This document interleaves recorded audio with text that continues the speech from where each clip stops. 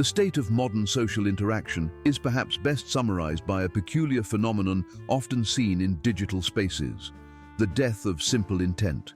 In this landscape, you can state a harmless preference, such as a love for pancakes, only for a stranger to interpret it as a vitriolic attack on waffles. This isn't just a failure of reading comprehension, it's a fundamental breakdown of social trust.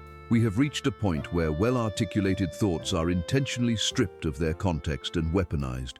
Every "I like X" is translated into "I hate Y", transforming a personal taste into a declaration of war. It is fascinating and deeply troubling how accurately this captures the hair-trigger tension of our age. Life in the information era has become inherently aggressive. If you aren't prepared for constant mental combat, the digital environment makes you feel inadequate or invisible. We are living through a period where conflict has been fused with identity, and belonging to a side has become more important than the beliefs themselves. Within this endless friction, we must stop and ask, why have we become so pathologically defensive? And why does the world feel so much more toxic than it did only a decade ago? The most obvious driver of this hostility is the digital ecosystem we inhabit, which is governed by algorithms designed to maximize engagement through division. These systems operate on a simple mathematical truth: outrage travels further and faster than nuance. However, the tension isn't confined to our screens. It has leaked into our physical reality, creating a palpable, hair-raising atmosphere in mundane settings. You see it at the grocery store when a minor, accidental bump of a cart results in a stare of pure venom, as if a sovereign border were breached. You feel it on the highway when signaling to merge causes the driver in the next lane to speed up, sacrificing their own safety just to deny you space. It's as though the world is governed by a new, unspoken commandment: yield nothing and claim everything. Deep down, every random outburst or itching desire to lash out comes from a place of chronic overstimulation. We are walking around with our emotional armor half strapped on, pre-irritated before we even leave our homes. A single notification, a provocative headline, or a lingering grievance is enough to tip us over the edge. Bus rides are no longer quiet because people are resting.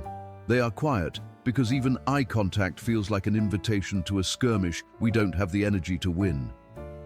To understand why we are lashing out, we must acknowledge a slightly uncomfortable truth about our species. Humans are tribal by default. Our us versus them dynamic is an ancient survival mechanism that dates back to the very dawn of civilization. In the past, trusting your tribe and being wary of outsiders wasn't a choice. It was a biological necessity. Belonging was a fact of birth, an innate reality that defined your entire existence from the moment you were born. Your identity came first, and your beliefs were merely the baggage that followed. There was no concept of finding yourself because yourself was inherited. In many historical societies, this was even reflected in naming conventions. Surnames like MacDonald or Smithson were literal declarations of lineage and profession. Son of Donald, son of the Smith. Your identity was a preordained slot in a social structure. While this seems restrictive by modern standards, it provided a profound sense of security and interconnectedness. Imagine being born into a community where everyone shared your history, your goals, and your loyalties. This social blueprint mapped out your life, making individual ambition less important than collective survival. It built intense loyalty, but it came at the brutal cost of suppressing any voice that dared to deviate from the group's established path. The glaring problem we face today is not that our tribal instincts have changed, but that the scale at which we are operating has become unmanageable. Our ancient wiring, designed for small groups of hunters and gatherers, never anticipated a global, hyper-connected world. We are carrying tribal brains into a borderless digital arena where them is no longer a group across the river, but billions of people with competing frameworks for reality. This transition happened with a speed that outpaced our psychological evolution. Modern tribalism is fundamentally different because it is often parasocial and based on consumption rather than shared labor. We form intense allegiances to fandoms, brand identities, and cult-like public figures who mirror our surface-level ideas. In these spaces, there is no room for dialogue. We outsource our critical thinking to thought leaders who validate our biases, and in return we offer them fierce, unquestioning loyalty. This dynamic is alarming because it makes even the simplest request for clarification feel like an act of betrayal. When someone asks, "Can you explain why you believe that?" it is often perceived as a signal flare of discontent rather than a genuine inquiry. We have replaced independent thought with the comfort of a pre-written script, and we are quick to fire back at anyone who misses a line. A significant portion of our modern toxicity is seasoned by the way we consume information. Most of us are unaware of how much our worldview is shaped by the specific lenses through which we view the news. Two people can witness the exact same event, but walk away with entirely different emotional reactions and conclusions because the underlying facts were framed through opposing biases. Headlines are no longer designed to inform, they are designed to trigger a specific emotional takeaway. One outlet might frame a story as a national loneliness epidemic, while another frames it as a celebration of independent living. Both are looking at the same data, but they are telling two different stories to two different tribes. This creates a blind spot effect where critical information is heavily covered by one side of the spectrum and entirely ignored by the other. This fragmentation of reality is a psychological force that collapses context. When you're exposed to a relentless intimacy with the entire world's cultures and values simultaneously, your moral compass is constantly at odds with entirely different ones. This dizzying experience is deeply uncomfortable, leading many to retreat into the simplest, most rigid identities they can find. Extremism thrives in this environment because it offers the clarity that nuance lacks. When we look at global structures, we see a stark contrast between societies that value chaotic pluralism and those that prioritize engineered cohesion. Take a large-scale society like China, which often appears to outside observers as a model of public ideological unity. This isn't a result of accidental harmony, it is a case study in social control. With a population exceeding 1.4 billion, such a system manages the numbers game by incentivizing conformity and subordinating individual expression. To an outsider, the absence of loud culture wars might look like a utopia, but it is actually a structural contrast to the West. In suppressed societies, tribal fractures still exist, based on class, region, or generation, but they are kept beneath the surface through immense social pressure. By contrast, pluralistic societies in the West explicitly allow multiple competing tribes to coexist in the public square. This celebrates diversity and individual rights, which is a noble and beautiful choice, but it comes with a mandatory operational cost: constant friction. The chaos and the debates aren't bugs in the system, they are the price of freedom. However, when we lose the ability to manage that friction, the system begins to overheat, leading to the performative struggles for significance we see today. The tragedy of our current era is that we have swapped the existential struggle for survival for a performative struggle for significance. In a world where meaningful influence feels impossible, where you have no power over the global economy or government policy, people redirect their need for agency into spaces they can still touch.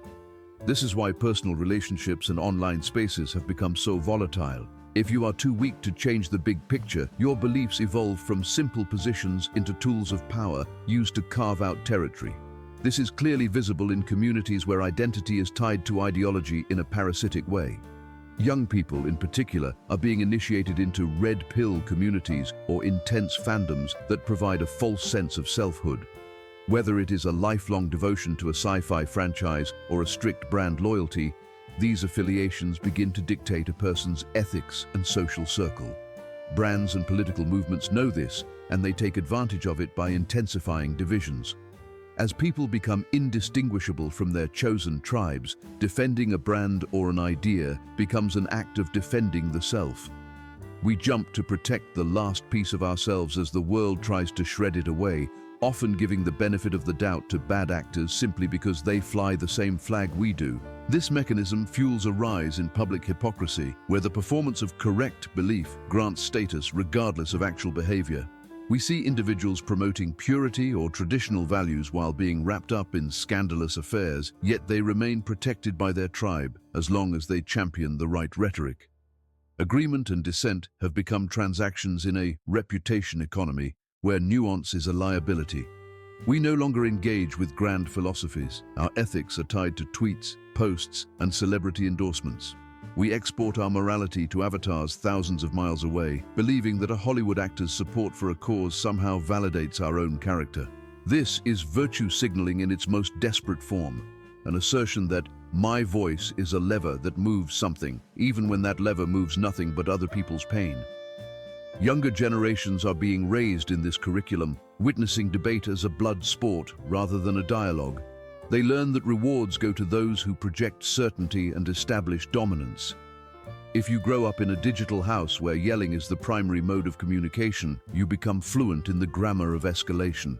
Personal insults become punctuation, and strategic interruptions become the vocabulary of a world that has forgotten the art of empathy. The most corrosive effect of this hostile discourse is the great exhaustion, the quiet retreat of reasonable minds. This isn't a passive event, it is an active, weary choice made by those who have the most to lose. In a battle of absolutes, the person with a nuanced view has the largest surface area for attack because they lack the armor of ideological purity. By acknowledging multiple valid points, they risk being dismantled by both sides as fence-sitters or heretics. In response, silence becomes a survival strategy. This mass opt-out creates a dangerous illusion that toxicity is the dominant way people interact, simply because the loudest edges are the only ones left in the room. This exhaustion is exacerbated by the fact that traditional milestones of success, education, career, home ownership, feel increasingly out of reach for many. When the material ladder is splintered by economic conditions, people fight for a position on a symbolic ladder instead. They live vicariously through parasocial relationships and highly curated social media highlight reels, which only deepens their sense of being behind. This complex anxiety simmers without an outlet, making the currency of conflict a potent and attractive way to feel powerful. As we build toward a crescendo of toxicity, we must recognize that the death of forgiveness is a central pillar of our current crisis. We have replaced the social script of redemption with a permanent digital ledger of sin. If you once posted something thoughtless, your current self is judged as irredeemable, immortalized by a screenshot and weaponized by a mob.